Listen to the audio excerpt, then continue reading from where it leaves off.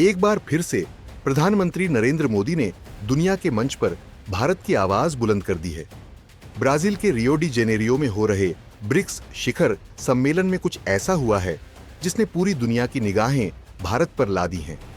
जहां चीन के राष्ट्रपति शी जिनपिंग और रूस के राष्ट्रपति व्लादिमीर पुतिन नदारद हैं, वहीं पीएम मोदी न सिर्फ मौजूद हैं बल्कि उन्होंने इस मंच को एक कूटनीतिक विजय का अवसर बना दिया है। तो चलिए जानते हैं पूरी खबर, क्यों नहीं आए पुतिन और जिनपिंग। क्या मोदी का कूटनीतिक धमाका होगा ब्रिक्स में गेम चेंजर? दरअसल ब्रिक्स की स्थापना 2009 में एक आर्थिक गठबंधन के रूप में हुई थी, ब्राजील, रूस, भारत और चीन के साथ। 2010 में दक्षिण अफ्रीका जुड़ा और 2024 में इसमें शामिल हुए ईरान, यूएई, मिस्र, इथियोपिया और इंडोनेशिया। और अब ब्रिक्स एक 10 सदस्यीय संगठन बन चुका है जो पश्चिमी देशों, खासकर अमेरिका के प्रभाव को संतुलित करने का प्रयास कर रहा है। लेकिन इस बार ब्रिक्स में असली चर्चा का विषय कुछ और है, शी जिनपिंग और पुतिन की अनुपस्थिति और मोदी की प्रमुख उपस्थिति। अब जानते हैं कि पुतिन क्यों नहीं आए। दरअसल रूस के राष्ट्रपति व्लादिमीर पुतिन ब्रिक्स में सिर्फ वीडियो कॉन्फ्रेंसिंग के जरिए शामिल हो रहे हैं, क्योंकि ब्राजील इंटरनेशनल क्रिमिनल कोर्ट का सदस्य है। आईसीसी ने पुतिन पर यूक्रेन युद्ध अपराधों के आरोप लगाए हैं।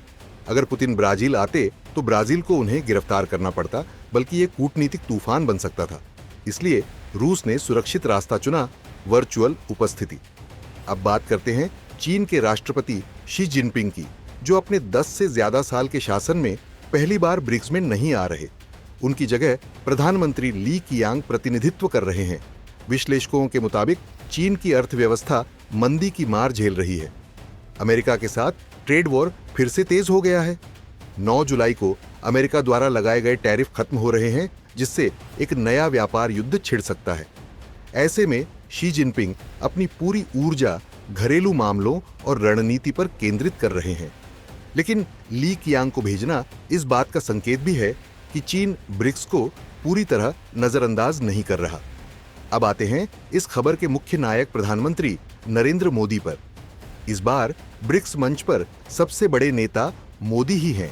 ब्राजील के राष्ट्रपति लूला डा सिल्वा के साथ उनकी द्विपक्षीय बैठकें होने वाली हैं। 8 से 9 जुलाई को ब्रासिलिया में मोदी के सम्मान में स्टेट विजिट का आयोजन किया गया है। इसका मतलब है कि अमेरिका चीन तनाव के बीच भारत अब वैश्विक कूटनीति में एक संतुलनकर्ता शक्ति बनकर उभर रहा है। भारत की छवि एक लोकतांत्रिक, स्थिर, आर्थिक रूप से उभरती शक्ति की बन चुकी है, और जब चीन और रूस के राष्ट्राध्यक्ष मंच पर नहीं हो तो भारत का प्रभाव और अधिक बढ़ जाता है। अगला सवाल ये है कि डॉलर पर वार करने के लिए सामने आएगी ब्रिक्स की साझा मुद्रा। दरअसल ब्रिक्स देशों का एक पुराना सपना है कि डॉलर की निर्भरता कम करना और राष्ट्रीय मुद्राओं में व्यापार को बढ़ाना। खास तौर पर रूस और ईरान जैसे प्रतिबंधित देश इस विकल्प को जरूरी मानते हैं, लेकिन एक साझा ब्रिक्स करेंसी की संभावना इस बार भी कम है, क्योंकि जनवरी में डोनाल्ड ट्रंप ने धमकी दी थी कि अगर ब्रिक्स करेंसी आई तो 100% टैरिफ लगाएंगे। तो फिलहाल इस दिशा में सिर्फ बातचीत ही चल रही है, क्रांति नहीं। ब्रिक्स का हालिया विस्तार कई विरोधाभास भी लेकर आया है। ईरान, सऊदी, यूएई जैसे पश्चिम विरोधी देश, वहीं ब्राजील और दक्षिण अफ्रीका जैसे लोकतांत्रिक, ग्रीन एजेंडा वाले देश। इन विरोधों के बीच भारत को कैसे संतुलन बनाना है, यही असली चुनौती है। चीन यूएन में भारत की स्थायी सदस्यता का विरोध करता रहेगा, लेकिन ब्रिक्स जैसे मंच पर भारत अपनी लोकप्रियता और संतुलित सोच से मुख्य चेहरा बन सकता है।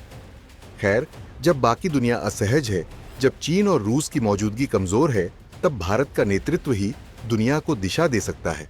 पीएम मोदी की उपस्थिति ब्रिक्स 2025 को वो स्थिरता और नेतृत्व दे रही है जिसकी आज की बहुध्रुवीय दुनिया को जरूरत है। ये सिर्फ एक सम्मेलन नहीं, बल्कि यह भारत की वैश्विक सत्ता में हिस्सेदारी का ऐलान है। क्या आपको लगता है कि भारत अब ब्रिक्स में लीडरशिप रोल निभाने को तैयार है? हाँ या ना में कमेंट में अपनी राय दें।